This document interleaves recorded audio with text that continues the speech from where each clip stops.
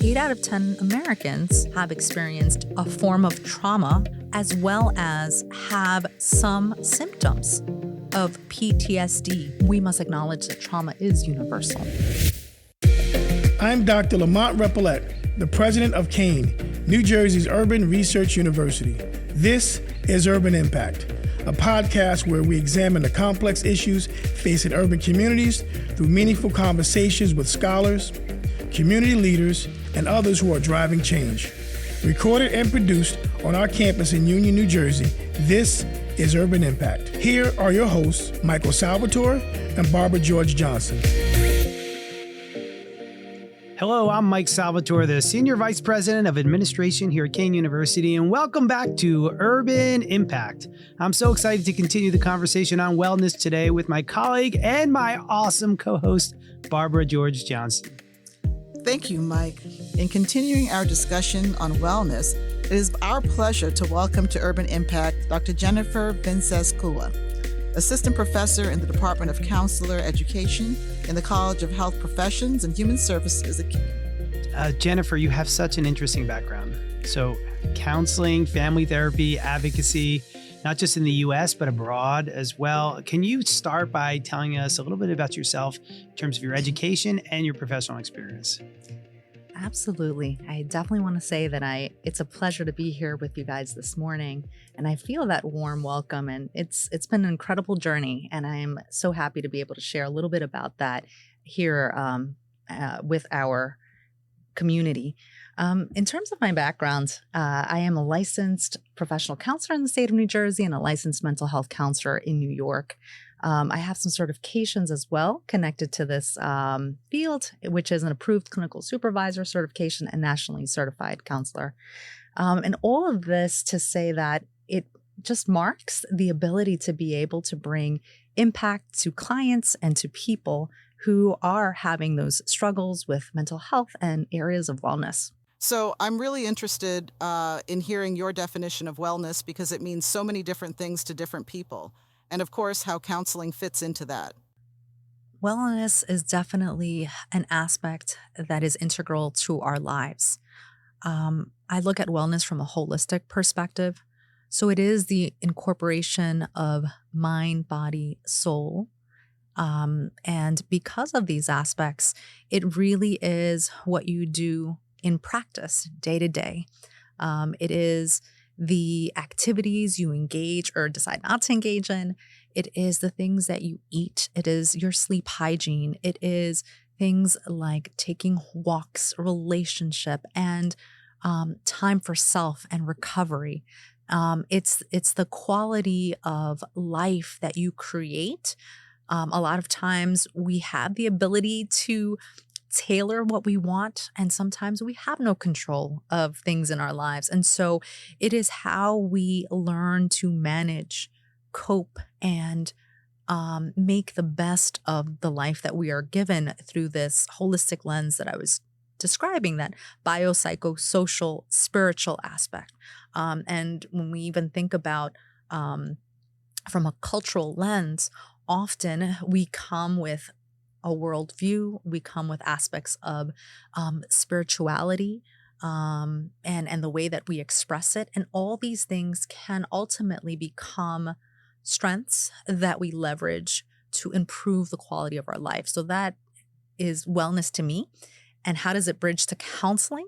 Counseling is a field that certainly has as its cornerstone this concept of wellness, this concept of improving the lives of our clients, where it's not just problem focused, like what is their clinical diagnosis and the symptoms that our clients have, but really looking at the client in a comprehensive way, and also recognizing the strengths that the client comes in with, and being able to strategically identify that with your client and being able to leverage that as leverages of change. So I think counseling does a wonderful job at incorporating wellness as part of our counselor identity and the work that we do in clinical interventions with clients. You have like the perfect counselor voice. I just have to acknowledge that. I feel like I'm in a session right now. I'm like, wow, this is very soothing. So you're perfectly suited. I don't know if they teach you that in counseling school, but it is perfect. Let me switch gears a little bit here. So a lot of the literature we're all reading stems around something trauma-informed, whether it be trauma-informed growth, trauma-informed education, trauma-informed instructional practices. The list goes on and on. And all of us have experienced trauma in some way in our life or perceived an experience to be traumatic. There's an individual aspect to trauma, but there's also a community aspect. So I'd like to talk about both, and I'm going to ask a follow-up question. So if we could talk about the individual aspect to trauma. We often hear the word trauma tossed around many times, and often because we hear perhaps the worst of the worst, we may dismiss our experience as not being significant enough to qualify as trauma. So I think that I don't have the current universal trauma definition at hand, but I think that if I were to just personalize it and try to define it, I would say that trauma is often a significant life event that impacts the person's social, mental, emotional, and physical well-being in some respect. And that life event could be in the form of, in terms of, maybe the more higher levels of trauma, we think of physical abuse, sexual abuse. In other types of trauma, think about trauma related to natural disasters. Maybe we were present during the Hurricane Sandy and we lost our home or we lost our business. And, there was so much levels of impact there because it's not just a job loss. It's the loss of feeling safe and secure because you have no control when, you have Mother Nature come in. There's nothing that you can do. And that loss of power induces lots of fear and fear-based responses that often are linked to trauma.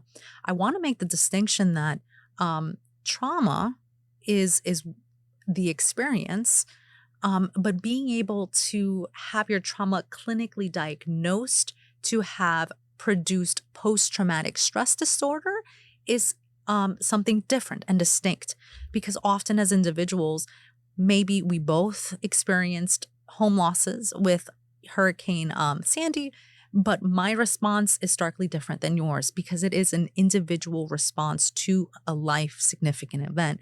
And so post-traumatic stress disorder is actual specific symptoms for an extended period of time that you can definitely quantify. And that is something that would need to be diagnosed by a mental health professional. And I just wanted to make that distinction because most of us at some point in our lives, especially in the United States, 8 out of 10 people would have experienced a form of trauma at some point in their lives, as well as have some symptoms of PTSD. Doesn't mean that you have it as a lifelong diagnosis, but would have had some of those PTSD symptomologies attached to the trauma response. And so it doesn't mean that everyone is going to walk around with this, but most of us at some point would have experienced an actual event that has impacted us in one way or another. Being able to meet new people and always have the caution and the respect for each individual is incredibly important. And because we are all human beings, it is important that when we are dialoguing, we're in conversation, we really take our cues from the person who we're speaking to. And so being trauma informed means that in the day-to-day, through our conversations, through our nonverbals, through the way that we broach topics, we really provide an atmosphere of collaboration and asking permission. and saying if things are okay to talk about, or giving perhaps some initial heads up. I want to talk about a topic that may be a bit intense. And so I want to gauge if this is okay for me to talk about. And so one could be something like talking about COVID-19, being that we were in northern New Jersey. This area, including New York City, was ultimately, ground zero in terms of the of COVID-19. And so we ourselves were impacted personally. We saw our colleagues being impacted. So I think it's just critical that when we think of trauma-informed practices, it's an approach that acknowledges that trauma is common and that people and clients should have access to services. And so for us, practitioners, counselors, therapists, we need to know that in our delivery of services, we need to approach people with respect and permission seeking so that we can empower them and be strength focused in the way we talk to them. So if 8 out of 10 Americans have experienced trauma, how many actually seek help at some point in their life? That is a great statistic to consider and think about how astounding that will be. So if 8 out of 10 Americans, on average, at some point in their lives have experienced some form of PTSD symptoms, those that actually enter into counseling is something like maybe 20% at some point in their lives. And that might not be the latest statistic, but it's somewhere around that ballpark. And it's not that they're actively currently, but that at some point in their lives would have gone and taken the step to seek counseling services. What's the most common misconception you encounter about trauma? I think some of the myths that are out there around trauma is that what my experience was isn't significant enough, or the opposite, where everyone has had trauma, so we may need to just keep living life as is. So if everyone has had it at some point, then why approach people in a different way? Why should I leave aside providing people just universal respect and offering of even safety in conversations and the way that I talk to people? So you'll have this very varying response because often trauma is not fully understood or accepted, or maybe it's just a lack of knowledge. What do I do if I know this has happened? What next? I think there are a lot of people who need and want to seek professional help, but they have barriers. They don't have time. They don't have insurance. They don't have money. How can those people still engage in seeking resources? And so what you've just mentioned in terms of the time and the resources, these are very common roadblocks for people to having accessibility to counseling. However, there are a lot of counseling services that do not come out of pocket. They're actually free if you meet certain criteria, whether it's a specific area that you live in, or maybe there is an attachment to an agency program, and so you have free access to services. I think that there should definitely be, you should approach trying to find services on a mental health directory, and we have one for the state of New Jersey, and many of these programs do have free counseling services. I think that beyond, being able to search for a mental health program in your county, which is what this directory would help you see, I think it's also important to have a sense of connection, activation, and community as you look for the right service for yourself. So it means, just in a very practical way, what are the things that are you doing from day to day? And I go back just to the natural things. When we think about sleep hygiene, when we think about good nutrition, when we think about the ability to say no, not now, in a culture where busyness becomes almost like a badge, and we get involved in so many things that unfortunately promote the levels of high stress that we're going through. I'm not neglecting that there are some real serious challenges from person to person where they might be coming across incredible financial difficulty or a job loss or, issues of grief and loss because a relationship did not last and ended in divorce, or there is a loved one that was lost. So all these things do come up, and life is quite challenging. However, I think that if we do the practical things of not neglecting our own health while looking for mental health and counseling services, really is going to empower the individual to, in spite of the challenge, be able to take the reins, be empowered enough to make decisions that will improve the life quality for them and often those that are around them. Because we know that we do not live in a vacuum, but we're often surrounded by family and friends that are also being impacted and hurt when we are also hurting. So talk to me a little bit about the integration of the mental health and counseling work that you're doing and how that sort of moves into the communities that we serve. I think that's fantastic to highlight that really we look at integration in so many avenues and the opportunities that we provide both students and our community at large.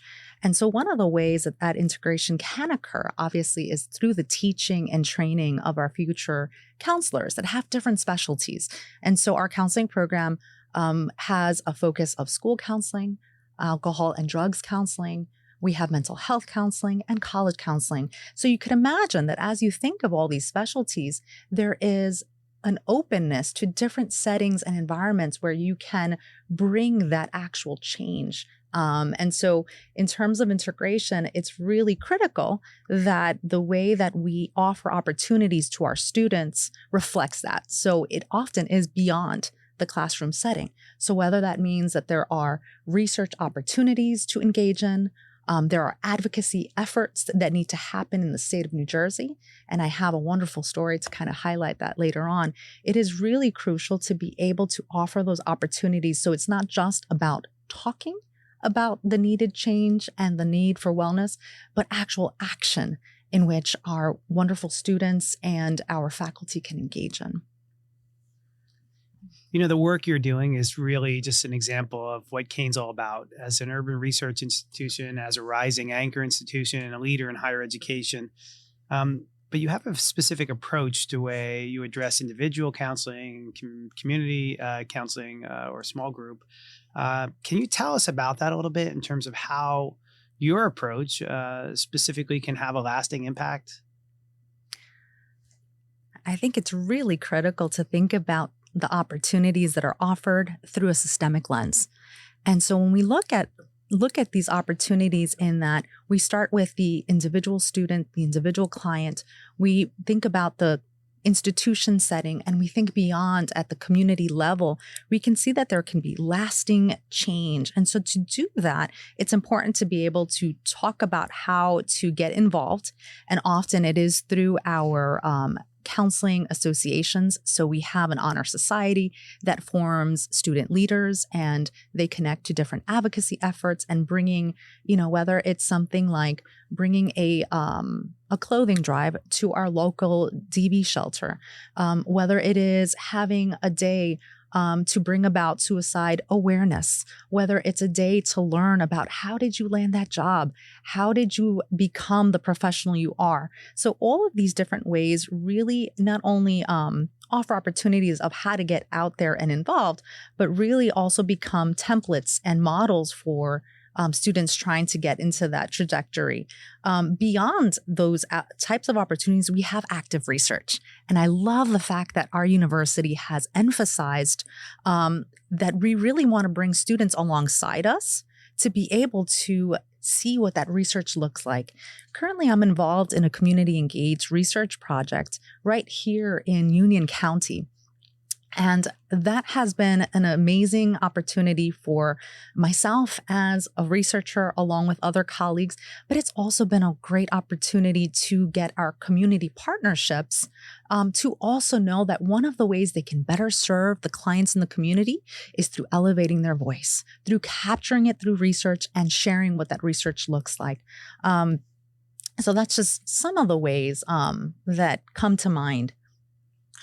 So let's continue the conversation about community engaged research, because that piques my interest coming from the public policy space.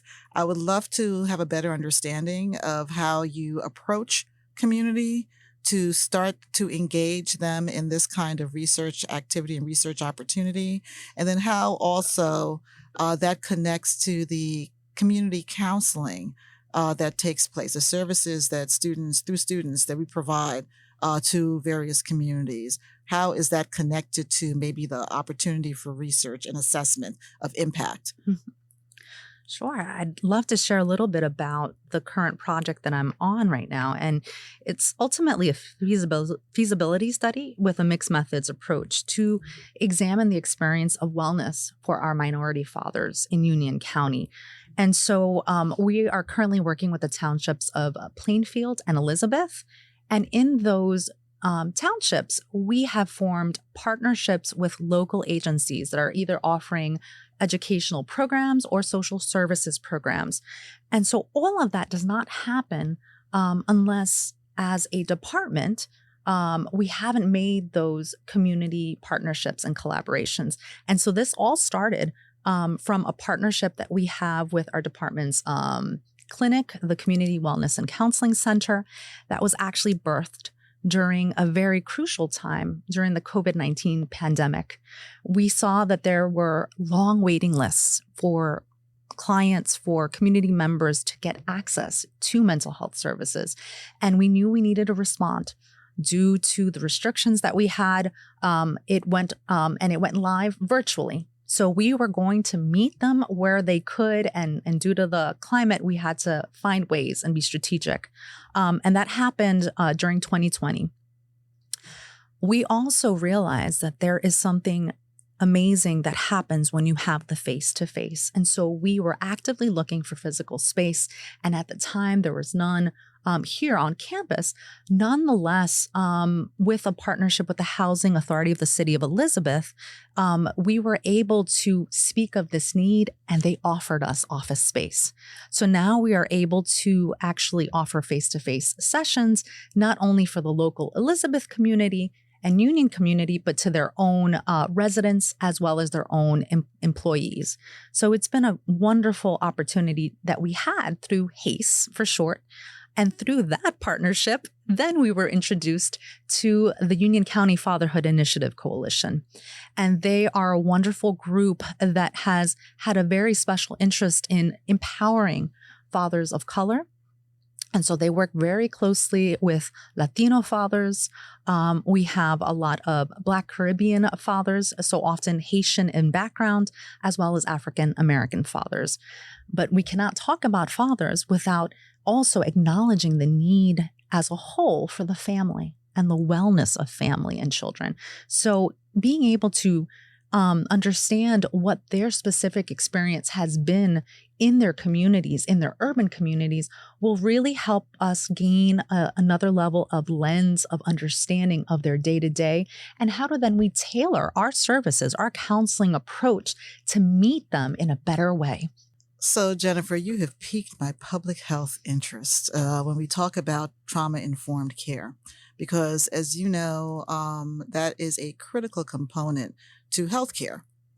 And Absolutely. one of the things that the Watson Institute has been working on for the last maybe 2.5 years is a community engaged process around maternal child health, and looking at Black maternal health and Latino health in particular, Black maternal deaths in this country and infant mortality rates.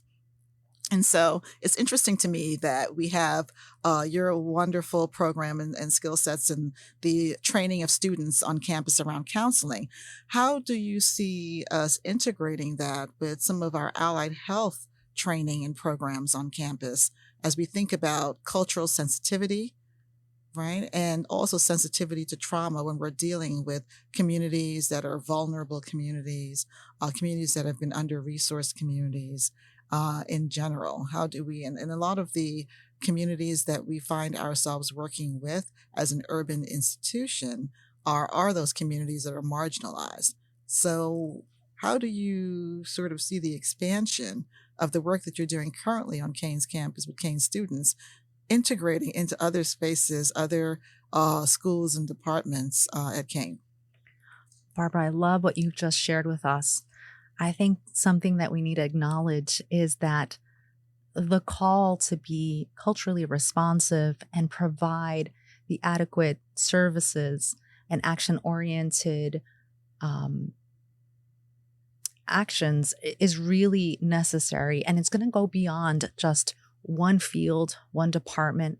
It really means that that interprofessional work has to be in place, that we see the overarching goal that in order to promote community health for our families, for different populations, it's going to take that ongoing collaboration. I think that Kean has really done some strides to be able to join allied fields to doing this work, so that we recognize what projects are you working on? Is there a place where maybe we have a point of connection, an intersection, because we really do have a passion for this servant leadership through research, through the sharing and dissemination of what we're learning on how to apply practices that make sense for our community. And in that respect, I think very much what you're doing at the Watson Institution really speaks to very much, of course, because we're under the same College of Health Professions and Human Services. I think that becomes that place of connection so that we can be aware. How can we maybe integrate, come together and work together towards this very needed goal?